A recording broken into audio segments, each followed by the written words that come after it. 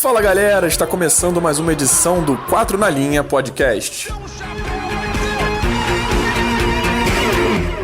Olá, queridos ouvintes, eu sou o Vitor Augusto e conto mais uma vez com a companhia dos meus queridos amigos Fernando Fernandes, Igor Macena e Gabriel Camargo. Macena, qual é o seu destaque da semana? Fala Vitor, fala ouvintes, um abraço para o Fernando, um abraço especial para o Gabriel, que teve um incrível aproveitamento de 0% nos palpites semana passada. E meu destaque é o Di Maria, né? Porque o que ele jogou nesse jogo da semifinal do PSG, ele jogou muito, assim, fez uma grande atuação, foi o melhor em campo. E eu queria destacar ele não só por esse jogo, mas pela carreira que ele tem, porque ele, em todos os clubes que ele passou, ele sempre foi muito importante. E sempre que ele teve esse papel de grande coadjuvante do time, ele jogou muito, tanto no Real Madrid, quanto na seleção da Argentina, na Copa de 2014, que ele fez muita falta na final, que ele não jogou. Então, meu destaque vai para ele. Eu acho que ele é um dos caras desse time do PSG que, sem muito alarde, ele leva o time, que ele tem uma importância muito grande. Então, meu destaque dessa semana é para ele. Eu achei que você fosse destacar o Gabriel, né? Mas, pelo amor de Deus, não tinha como você citá-lo, porque foi um desempenho sofrível nos palpites dele. Mas, Gabriel, vamos lá então. Qual é o seu destaque da semana? Bom dia, boa tarde, boa noite para todo mundo. Meu destaque é o Bayern de Munique, mais precisamente o Lewandowski, que para mim está confirmando como forte candidato para ser melhor do mundo nessa temporada. Tem mais gol do que partida, está sendo decisivo na Champions League também, jogando muita bola, e eu acho que é isso. Mas lembrando também que no primeiro ou no segundo episódio eu botei o Bayern como favorito para ganhar o título, né? Isso é importante lembrar. Mas é esse o meu destaque, o polonês. Gabriel, é um excelente destaque mesmo. Nós vamos falar mais para frente sobre o Bayern e também sobre essa briga pelo melhor do mundo da FIFA. Mas eu quero saudar agora o nosso querido Fernando Fernandes. E aí, meu amigo, me diz qual é o seu destaque da semana. E aí, galera, e aí, quem está escutando a gente? Cara, como vocês aqui, meus amigos, sabem, eu sou goleiro, né? Então eu quero usar meus destaques a partir de agora para evidenciar esses caras, esses heróis que não são valorizados. E nessa semana eu vou falar sobre o goleiro Bono do Sevilha, que foi extremamente importante para a vitória sobre a equipe inglesa do Manchester United, fazendo pelo menos umas 3 defesas muito importantes. Cito uma em específico num chute do Bruno Fernandes, mas enfim, ajudou muito ao Sevilha, né, o nosso rei da Liga Europa, a se classificar para a final. De fato, o Bono fez uma excelente partida, teve uma excelente performance, e eu, mais uma vez, vou sair um pouco do campo do futebol, igual eu fiz na última semana, e eu vou para a NBA. O meu destaque é o Damian Lillard, que fez 34 pontos na primeira partida sobre os Lakers de LeBron James no início dos playoffs, e foi fundamental para a vitória do Portland na terça-feira. E o Lillard, ele vem sendo o grande destaque, na minha opinião, da bolha, foi eleito o MVP da bolha da NBA, então esse é o meu destaque da semana. Então vem agora com a gente para mais uma edição do 4 na Linha.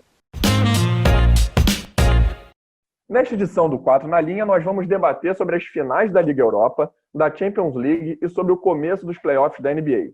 E para começar, eu quero saber do Macena, que fez uma aposta no nosso primeiro episódio. Macena, o PSG finalmente vai vencer a Champions League? Vitor, então, hoje é bem difícil apostar contra o Bayern, né? Porque eles estão jogando muita bola, mas eu mantenho minha torcida pro PSG. Assim, eu acho que vai ser um jogo mais equilibrado, não vai ser esse passeio que, por exemplo, o Bayern fez contra o Barcelona. Mas o Bayern é um time que ele joga muito, né? Ele cria muita oportunidade, mas ele também dá muito espaço.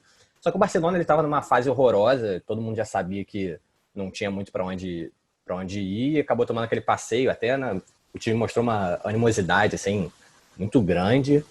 Mas o PSG eu acho que é um time que tem um ataque muito poderoso, né? Com o Neymar, com o Di Maria, com o Mbappé.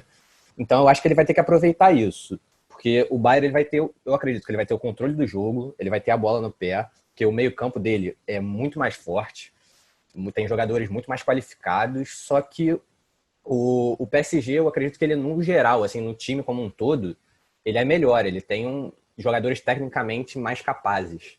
Só que no conjunto, acaba que o Bayern ele é muito superior, porque o PSG acaba se valendo muito pelas suas individualidades, que são muito boas, como eu falei, mas o jogo deles acaba sendo só isso.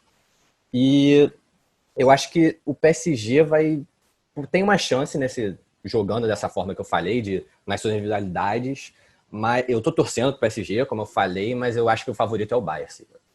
Eu concordo com o Igor, também acho que o Bayern é o favorito, mas eu estou muito curioso para ver como a defesa do Bayern vai se portar contra um time muito mais forte e em alta ofensivamente, porque, como ele falou, o Barcelona estava muito ineficiente, time muito bagunçado, mas mesmo assim ainda conseguiu fazer gol no Bayern de Munique, e o Lyon deu vários sustos no início da partida. Não sei se o Bayern teria a mesma sorte contra um ataque com o Neymar, com o Mbappé e com o Di Maria. Mas eu acho que vai ser um jogo legal. Eu acho que vai ser uma final aberta. Eu estava com medo de se passasse o Lyon, ficar alguma coisa parecida com o que foi Liverpool e Tottenham.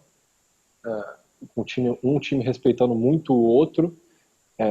Acho que o Bayern e o PSG podem fazer um grande jogo, mas ainda acho que o Bayern é o favorito pelo conjunto. E acho que é isso. Mas o PSG tem chance. Tem talvez os dois melhores jogadores em questão de técnica e que podem fazer a diferença estão no PSG.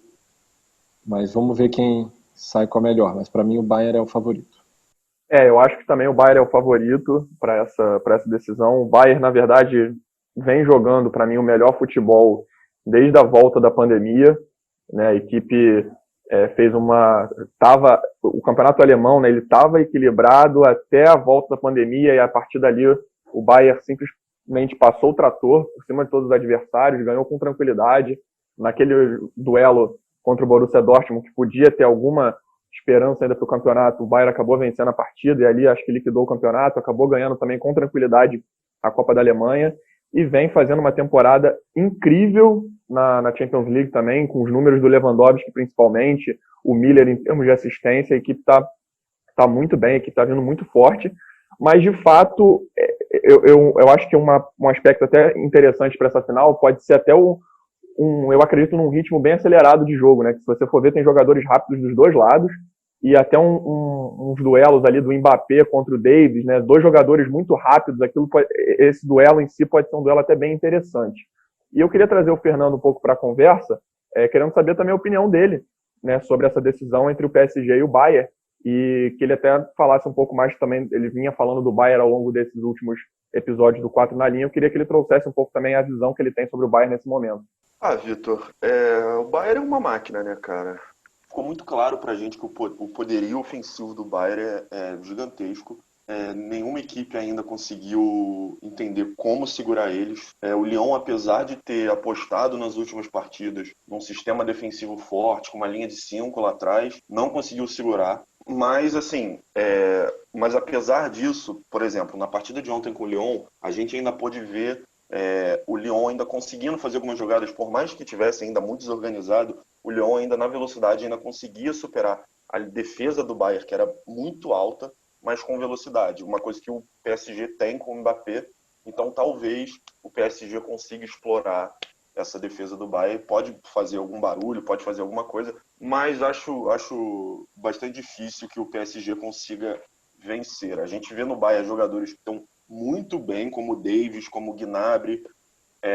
Já não tem como não falar do Lewandowski e do Miller. É um ataque muito forte e um banco muito forte. Acho que Neymar, Di Maria e Mbappé vão ter que fazer muita força para passar por cima do Bayern.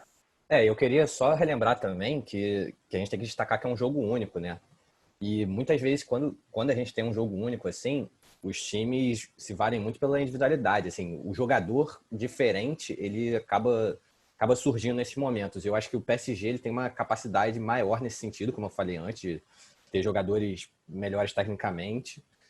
E do lado do Bayern, eu vejo com esse conjunto mais forte, isso pode ser alguma coisa que faça diferença. Eu acredito que o PSG pode se valer muito nesse sentido do Bayern não ter o Lewandowski, claro, assim, mas não ter um cara que chame tanto a responsabilidade quanto os jogadores do PSG podem fazer. E mais um destaque, né, que eu queria fazer, mais uma ressalva que eu queria fazer sobre essa decisão, é que o Bayern ele já acumula algumas decisões de Champions, já acumula 5 títulos, então não que uma decisão de Champions não seja muito importante, é claro que mas não é mais uma partida apenas, é mais uma final de Champions. Mas o Bayern chega para um jogo que ele já está acostumado, né? Historicamente, o clube já tem essa conquista, já tem várias finais, então não seria algo inédito para a equipe. Então isso eu acho que pode pesar para um time como o PSG, que por outro lado passou anos tentando avançar na competição, que acumulou eliminações desastrosas até em fases anteriores. Então talvez esse fator possa sim entrar em jogo, não em relação aos próprios atletas em si, né? Porque temos poucos integrantes do Bayern que estiveram na última conquista. Temos o Neuer, temos o Miller, mas não são muitos. Mas eu digo mais em termos de história do clube. E aí, até pegando um outro gancho para essa final, né, uma outra questão ao redor dessa final, eu queria saber de vocês se essa decisão pode definir o prêmio de melhor do mundo da FIFA, que está confirmado. A bola de ouro da France Football foi cancelada para essa temporada, mas o prêmio o The Best da FIFA está confirmado. Será que finalmente o Neymar assume esse posto ou a coroa vai para o Lewandowski, Fernando? Vitor, isso é uma excelente pergunta. Assim. Eu acredito que o vencedor da Champions acabe levando o prêmio de melhor do mundo para casa. Lógico, a gente sabe que os critérios de avaliação do The Best às vezes acabam premiando o mais famoso do que propriamente o melhor, né? A gente sabe que os votantes são capitães de seleções muito distantes que às vezes podem não saber quem é o Lewandowski e saber quem é o Neymar, por exemplo. Mas acredito que o vencedor da Champions leve esse troféu para casa.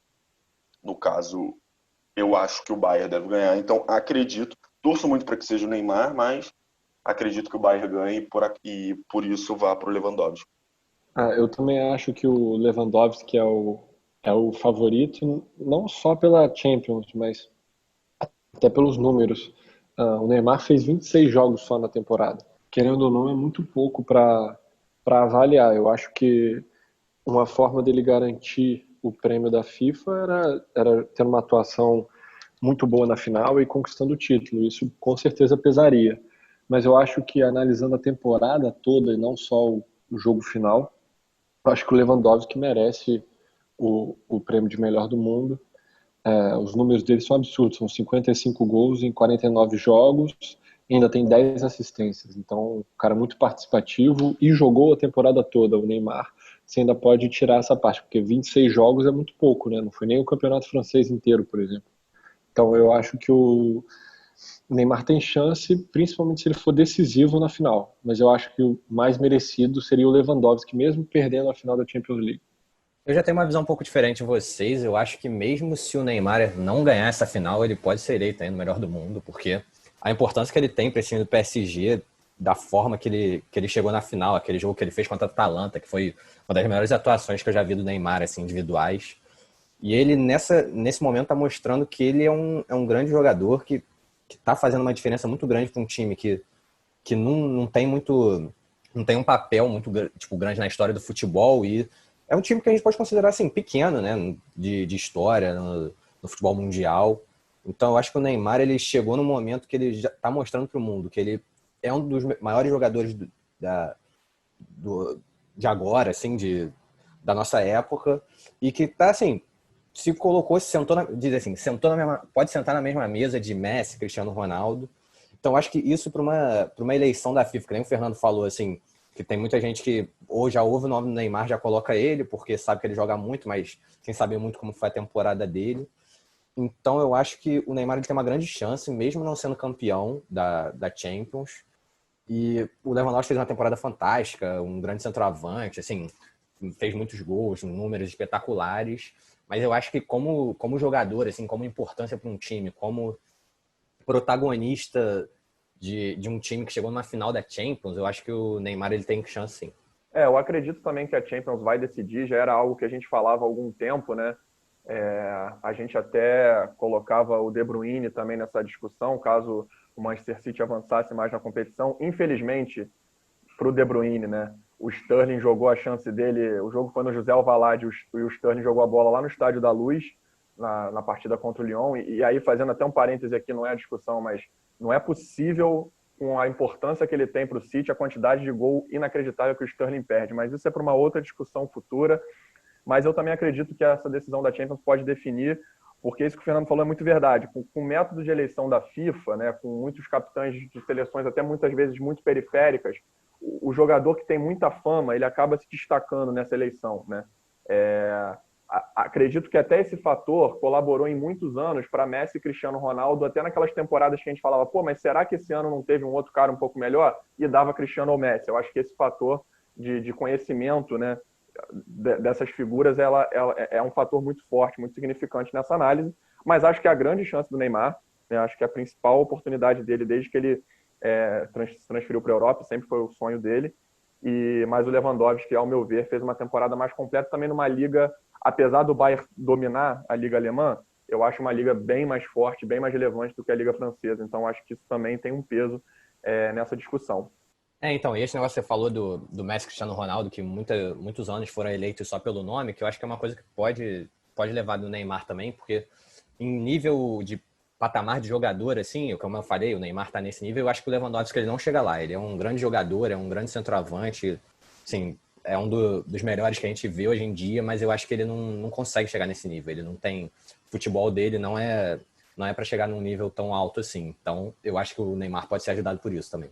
Ajudado por isso também, e também uma temporada que Messi e Cristiano não o Messi terminou sem conquista nenhuma, né, em anos, foi a primeira vez que isso aconteceu, e o Cristiano ganhou o campeonato italiano, mas com a forma que o campeonato italiano se desenvolveu nos últimos anos, a Juventus não ganhar o italiano é crise, né? Ganhar é obrigação.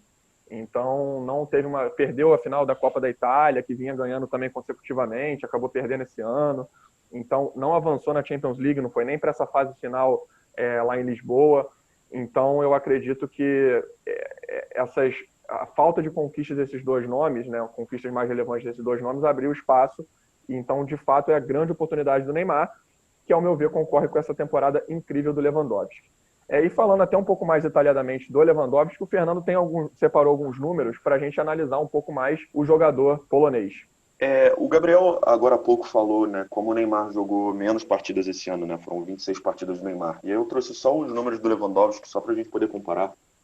O Lewandowski nessa temporada jogou 46 partidas, fez 55 gols e deu 10 assistências. Só na Champions League ele fez 9 partidas e fez 15 gols, quase chegando ao recorde do Cristiano Ronaldo, que são 16 gols, se eu não me engano, em uma mesma edição.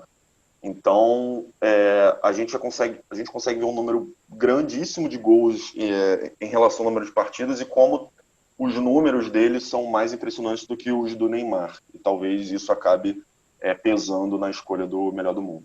Não, então, mas eu acho que esses números eles acabam ficando muito inflados pela temporada do Bayern de Munique, pelas inúmeras goleadas que eles tiveram. Então, são números muito impressionantes, mas eu não sei se são números que a gente pega e fala assim, pô, esse jogador tá em outro patamar por causa disso. Eu acredito que sim, Marciana, porque se você for olhar, eu acho a Bundesliga, apesar das goleadas do Bayern e do Bayern estar num outro nível na Bundesliga, eu acho ela muito mais competitiva do que qualquer campeonato na França. Ainda mais pelo nível que o PSG se desenvolveu nesses últimos anos, né, com poderio financeiro. Então eu acho que os números são impressionantes sim, até por ter o Lewandowski não chegou lá agora, né? Ele vem há alguns anos jogando já no campeonato alemão, alguns anos no Bayern, antes estava no Borussia Dortmund, e foi o melhor ano dele no Bayern de Munique. Então, eu acho que ele atingiu, de fato, um outro nível. Eu acho que ele vem jogando muito bem. Inclusive, na partida de quarta-feira contra o Lyon, o Lewandowski chegou para a partida com 14 gols na Champions, o mesmo número de gols que o Lyon tinha marcado na Champions. Então, aí você vê, até para comparar com uma outra equipe francesa, já que a gente tem essa comparação PSG, Bayern, Neymar, Lewandowski, isso para mim já é algo muito forte, né? O jogador ter o mesmo número de gols do adversário da semifinal, que é um time francês. Então acho que isso de fato é muito significativo. Eu concordo com o Vitor. Talvez se o candidato concorrente ao Lewandowski estivesse, sei lá, na Premier League, por exemplo, o fator Liga acho que pesaria mais. Mas como a comparação entre a Bundesliga e o campeonato francês, eu acho que a diferença é muito, muito pouco. E eu acho que a vantagem, por menor que seja, ainda é para a Liga Alemã. Acho ela mais competitiva. Então, os números do Lewandowski são muito mais impressionantes e impactantes, né? Eu acho que a gente também não pode desconsiderar que a regularidade, o cara fez 55 partidas, o Neymar fez 26, é uma diferença considerável, né? Eu acho que isso também deve ser valorizado. Então, por isso que eu acredito que o Lewandowski seja o favorito e o mais merecedor também.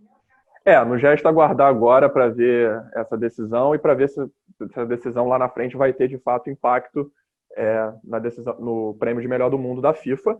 E falando em decisão, a gente também não pode esquecer da final da Liga Europa, né, nessa sexta-feira, às 16 horas da tarde, às 4 da tarde, que vai ser entre Sevilha, mais uma vez finalista da Liga Europa, e a Inter de Milão. E eu quero saber, Gabriel, será que o time espanhol vai provar que ele é o verdadeiro rei da Europa League? Olha, esse ano eu não achava que o Sevilha chegaria na final.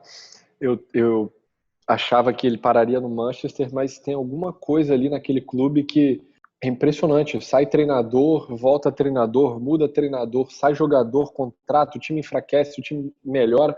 Não importa, os caras sempre conseguem ser relevantes na Europa League. Não sei qual é a magia que tem lá. Então eu acho difícil descartar. E aí eu acho que vale entrar com o mesmo fator que a gente falou do Bayern, né? O Bayern é um time que frequentemente joga finais de Champions League, já ganhou o título algumas vezes, e o Sevilla na Europa League é a referência, né?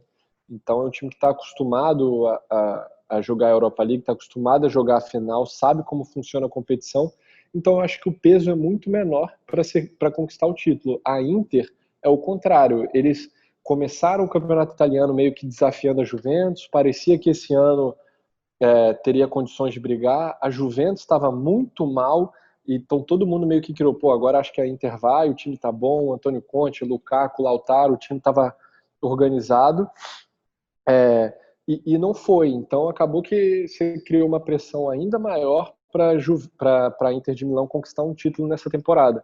Então isso também pode pesar negativamente para o time italiano. Eu boto como favorito, então, o Sevilha. Então, eu já acho que a Inter ela é favorita, porque ela tem jogadores melhores, tem uma dupla de ataque muito forte, né, com o Lukaku e o Lautaro. Tem um time com mais opções. E tem um treinador que já fez grandes trabalhos, eu acho que ele está fazendo um bom trabalho, sim, na Inter. Mas é verdade, isso que o Gabriel falou é verdade, assim, não pode deixar de destacar o Sevilha. E no Sevilha eu destacaria dois nomes assim que eu acho que tem pouca mídia, mas eu acho que são dois grandes nomes. Um é o Banega, que eu acho que é um grande jogador, que é o grande maestro desse time de Sevilha. E outro que eu queria destacar também é o técnico, que é o Lopetegui. Que ele, desde da época de Porto, assim, ele faz grandes trabalhos. Ele na Espanha, ele estava chegando na Copa do Mundo de 2018 sem nenhuma derrota. Acho que, se eu não me engano, eram 14 vitórias e 2 empates. O retrospecto dele na seleção da Espanha era um grande retrospecto. E aí, por aquele problema dele ter ter acertado com o Real Madrid logo antes da Copa, e aí a notícia vazou, e aí na Espanha sempre tem problemas assim, por causa da relação de jogadores entre Real Madrid e Barcelona, e a federação não gostou também. Ele acabou sendo demitido 2 dias antes de começar a Copa, e depois foi para o Real Madrid. No Real Madrid, eu acho que esse peso que ele teve, esse problema que ele teve na seleção da Espanha foi muito traumático, assim, e ele teve um retrospecto bem ruim, ele teve menos 50% de aproveitamento como técnico do Real Madrid. Isso para um técnico do Real Madrid é um aproveitamento assim pífio, né? Mas eu acho que ele voltou agora, foi para o Sevilha, depois passou tudo isso, ele foi para o Sevilha e tem feito um grande trabalho por lá. E acho que ele é um cara que ele elevou esse time do Sevilha a um patamar assim que pode ser realmente campeão, que pode bater de frente com a Inter. Então eu queria destacar ele, mas eu ainda acho que a Inter é favorita para esse jogo. Eu aposto na Inter também. Eu acho que o Conte está fazendo um bom trabalho, apesar de sempre ter o jeitinho Conte de acabar brigando com alguém, com algum jogador, com algum dirigente, ou reclamar de alguma coisa do clube, enfim, sempre tem alguma coisa desse tipo, mas eu acho o Conte excelente treinador. Acho que está fazendo um grande trabalho. A dupla de ataque, como você falou, é excepcional. O Lukaku está vivendo uma fase incrível, principalmente nessa reta final de Europa League. Mas não me surpreendo se o Sevilla ganhar novamente. É incrível a relação entre o Sevilla e essa competição, né? São 5 semifinais e todas as vezes que o Sevilla chegou na semifinal, ele avançou para a final e foi campeão. Então é algo absolutamente incrível, é um aproveitamento absurdo. Então eu acho que a equipe espanhola não pode ser deixada de fora também dessa discussão. E aí, eu queria aproveitar também e trazer para o Fernando para ele falar um pouquinho mais, nosso especialista em goleiro, para perguntar a ele, a gente falou dos atacantes da Inter. E aí, Fernando, você acha que vai ser melhor para os atacantes da Inter ou para o goleiro do Sevilha?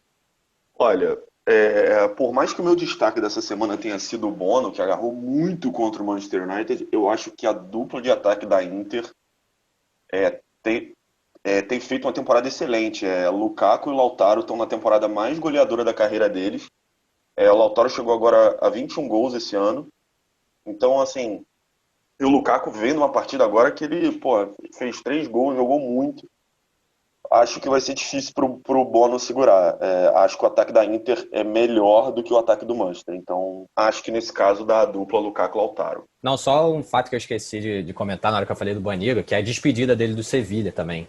Ele que tem uma história muito grande lá, acho que ele chegou em 2014, se eu não me engano, e teve uma ida até para Inter de Milão mesmo, teve uma passagem, mas que não foi não teve muito sucesso nessa passagem, né? E eu acho que ele tá com uma vontade, é um grande jogador, ele tá com uma vontade de terminar com esse título, essa passagem pelo Sevilha, então é uma coisa para ficar de olho também. Quantos títulos o Banega já deve ter pelo Sevilha na Europa League? Eu acredito que ele participou de grande parte desses últimos títulos do Sevilha aí, deve ter uns 2, 3. Com certeza não participou dos primeiros títulos que foram 2005, 2006 e 2006, 2007. Com certeza não. Que aí nós podemos resgatar ali até como destaques Luiz Fabiano e Renato, por exemplo, na equipe do Sevilha, Júlio Batista, nessa época integravam a equipe do Sevilha. Então agora nós encerramos esse nosso primeiro bloco, falando sobre as finais europeias que estão para serem realizadas nos próximos dias. Nós voltamos já com 4 na linha. Estamos de volta com o 4 na linha e o assunto agora é a NBA, que entrou na fase de playoffs. Para quem não sabe, a Liga reuniu as equipes no complexo da Disney, a chamada bolha da NBA, para os jogos finais da competição. E nesta semana começaram os playoffs. Eu quero começar com o integrante desta bancada, que eu sei que gostou do meu destaque da semana.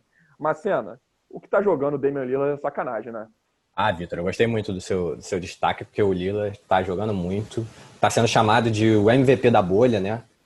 E está mostrando que o time do Portland, que teve uma temporada não muito boa, tanto que classificou em 8º na conferência, né? Mas ele está mostrando que um time que apesar de ele teve uns altos e baixos, assim, teve muitos problemas com lesão, mas está se mostrando um time muito forte. Ele venceu 6 dos últimos 8 jogos, se apoiando muito no Lillard, no CJ McCollum, no Carmelo Anthony. E teve a volta também, né, do Nurkic, que aí porque um dos grandes problemas do time do Portland, na minha visão, é que é um time muito baixo. E com a volta do Nurkic, ele conseguiu dar uma melhorada no garrafão. Então, eu acho que está sendo um time que está sendo moldado para conseguir grandes coisas nesses playoffs. E, por outro lado, está enfrentando um time do Lakers, que é um time que, nessa volta da bolha, estava muito mal, assim. Se eu não me engano, ganhou só 3 jogos. E aí muita gente falava, ficou em primeiro na conferência, né? E muita gente falou assim, não, mas eles estão se poupando para a hora dos playoffs, para quando chegar nos jogos mais decisivos, eles vão voltar ao nível que estavam antes. E isso não está se mostrando, não. Eles estão jogando mal, assim. Apesar do LeBron ter feito, bater um recorde, se eu não me engano, do triplo-duplo que ele fez, ele bateu recordes de pontos, de rebotes e assistências. Nenhum jogador tinha feito na história dos playoffs que ele fez no primeiro jogo. Mas o resto do time não está respondendo, assim. O time não tem jogado muito bem. E eu acho que é uma grande chance para o Portland passar. Então eu tô muito curioso para ver o que vai acontecer. E eu acho que o Portland passando esse jogo, é engraçado, assim, o time do Portland tem um estilo de jogo muito, muito simples, assim, eles jogam assim, nas bolas de 3 do Lillard, do Carmelo, do CJ McCollum. Então eu acho que eles têm uma grande chance de passar, de ser essa surpresa, né, passar pelo Lakers e seguir nessa disputa. Então eu tô apostando em confrontos muito, muito bons, mas aí eu penso assim, também pelo lado do Lakers, eles têm o LeBron, que é o cara que decide, o Anthony Davis também, que é um grande jogador, então eu acho que nas individualidades o Lakers pode passar, mas eu acho que como time hoje o Blazers tá jogando muito mais. Eu acho que o Lakers ainda é favorito. O Portland é o tipo de caso de... Esse confronto, na verdade, mostra muito o impacto da pandemia, porque antes da pandemia o Lakers estava em alta, o time estava encaixado, vivendo a melhor fase da temporada, tinha acabado de vencer Clippers e o Milwaukee Bucks no mesmo final de semana, jogando muito bem. Veio a bolha e eles ainda perderam o Avery Bradley, que era um titular importante, marcador. Não conseguiram repor tão bem no time titular e a bolha acabou afetando muito a química do time, não voltou no mesmo ritmo de jogo. O próprio LeBron estava reclamando da intensidade que ele estava jogando, os erros que ele estava cometendo. Foi muito tempo parado para um time que estava encaixado e perdeu uma peça importante. Voltar não é tão simples. E na bolha eles também não tinham a pressão de buscar os resultados para conseguir uma classificação, porque já estava em primeiro, as chances de classificar em primeiro já eram altas, então eles jogaram meio que no modo automático. Enquanto isso, o Portland, que estava meio mal, estava ali, ninguém estava muito falando, chegou na bolha, o Nurkic voltou, como o Igor falou, e na bolha eles tinham que ganhar ou ganhar, então eles já entraram na bolha no modo playoffs, já entraram jogando muito bem e jogando cada jogo, era o último jogo deles. Tanto é que eles conseguiram classificar em oitavo, participaram do play-in com o Memphis Grizzlies, e estão jogando um basquete muito bom realmente, só que eu ainda acho que o time do Lakers é melhor. Numa série de melhor de 7, eu acho que o Lakers ainda pode prevalecer. Mas eu acho interessante que esses confrontos todos na bolha agora nessa primeira rodada de playoffs estão equilibrados. O Milwaukee Bucks também era um time favoritíssimo, que muita gente aponta como o principal candidato do leste e um dos favoritos ao título, perdeu para o Orlando, por exemplo. Foi a primeira vez desde 2003 que 2 times que passaram em primeiro perderam na estreia dos playoffs. E ainda teve o Clippers, que passou em segundo na Conferência Oeste, está em 1-1 a série com o Dallas. Então, os jogos estão muito equilibrados. Eu acho que não vão ter séries muito fáceis, mas eu ainda acho que o Lakers é o favorito para esse confronto. Gabriel, inclusive, você citou aí a série do Clippers contra o Dallas, e essa série não seria surpresa para mim se essa série tivesse 2-0 Dallas, porque no jogo 1, quando o Porzingis toma a segunda falta técnica e aí é excluído da partida, isso teve um peso muito grande para aquele jogo, ao meu ver. Então acabou que aí depois daquilo o jogo estava muito equilibrado. A partir daquele momento o Clippers acabou deslanchando na partida e vencendo o jogo 1. E o jogo 2, que o Dallas já aí conseguiu contar com todos os seus jogadores pelo jogo inteiro, aí a equipe do Dallas conseguiu vencer, igualando essa série. E uma outra equipe que ninguém citou e que eu acho que não pode ser excluída de uma análise, principalmente pela sua tradição, é a maior campeã da NBA, é o Boston Celtics, que vem acumulando participações seguidas nos playoffs e mais uma vez está de frente, está encarando a equipe do Philadelphia, e parece que o Philadelphia não consegue ganhar mesmo da equipe do Boston. É algo inacreditável que quando eles se enfrentam, seja na temporada regular, seja nos playoffs, independentemente do momento de cada equipe, o Boston parece que atropela. É algo inacreditável e já lidera a série por 2-0. É uma equipe que eu não deixo de fora também dessa briga. Vitor, só que a gente falou do confronto entre Dallas e Clippers, eu ainda acho que o Clippers é favorito, até porque tem um banco melhor, tem jogadores muito importantes como o Kawhi, como o Paul George, mas a gente não pode deixar de quando falar desse confronto, destacar o que é o Luka Doncic, né? O que ele tem jogado nessa temporada, o que ele tem jogado nesses primeiros jogos. Ele é um jogador que tem se mostrado muito bom, muito assim, forte, então eu acho que é um dos caras da temporada da NBA e que esse time do Dallas pode ser levado a outros patamares por causa desse jogador. A gente falou do Porzingis, que é muito, muito bom também, que é a dupla que acaba se destacando no time do Dallas, mas eu acho que o Luka Doncic tem que ser destacado. Sim, concordo. Acho que está fazendo uma temporada incrível, excelente jogador, vem evoluindo ao longo dos últimos anos, e essa temporada principalmente. E aí agora vamos esperar, temos ainda o início dessa reta de playoffs, alguns duelos já no jogo 2, outros ainda só tiveram uma partida. Vamos aguardar o desenrolar desses playoffs e mais para frente a gente volta a abordar aqui a NBA para palpitar um pouco mais para frente em quem será o campeão. E voltamos para o último bloco do 4 na linha e agora é hora do desafio do dia e eu passo a bola para o Fernando, que vai guiar o jogo de hoje. Vai contigo, Fernando. Bom, meus amigos, nessa semana a gente teve um jogo que ficou muito marcado, que foi a goleada do Bayern de Munique sobre o Barcelona por 8-2. E por causa disso, eu trouxe para o jogo de hoje também um jogo entre Barcelona e Bayern de Munique, mas que dessa vez deu Barcelona ganhando por 3-0. Essa partida aconteceu nas semifinais da Liga dos Campeões de 2014 e 2015 e é uma partida muito conhecida porque tem um lance muito marcante que eu posso falar depois do jogo. O jogo de hoje vai ser o Professor Pardal, onde vocês vão me dizer que jogadores estavam presentes dentro desse jogo. Então, vocês vão dizendo um por um. Quando vocês errarem, vocês vão saindo e teremos um grande campeão. Bom, vamos lá. Macena, começa você. Me diz um jogador que estava em campo. Eu acho que Messi estava em campo. Com certeza, Messi estava em campo. Gabriel? Boateng. Boateng estava em campo. Neuer. Vitor? Neuer também estava. Macena? Neymar estava em campo? Neymar estava em campo. Gabriel? Daniel Alves. Muito bem. Vitor? Soares. Também estava. Macena? Miller? Miller estava em campo. Ribéry. Ribéry não jogou essa partida, Gabriel. Você está eliminado. Vamos, Vitor. Iniesta. Iniesta estava em campo. Muito bom. Macena? O Hummels? Hummels não jogou essa partida, Macena.